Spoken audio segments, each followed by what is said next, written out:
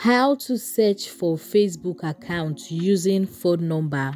Hi guys, let's get started immediately. Now the first thing you want to do is to be on your Facebook application. Now the next thing would be tapping on the menu icon at the top right hand corner of your screen, or you can also say the profile icon. Now click on the gear icon or the settings icon at the top right hand corner of your screen. Go to see more in account center and tap on it. Now you are going to scroll over to where you see your informations and permission, and you want to tap on it.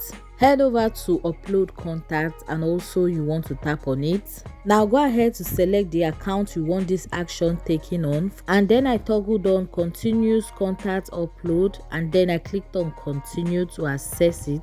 Now you want to allow Facebook do its thing by syncing your contacts. Now these are all people that I have saved on my contacts list, and as you can see, I just need to tap on add friend to add them. And this is exactly how to search for Facebook account using phone number. Please note that the phone number must be saved to your contact list.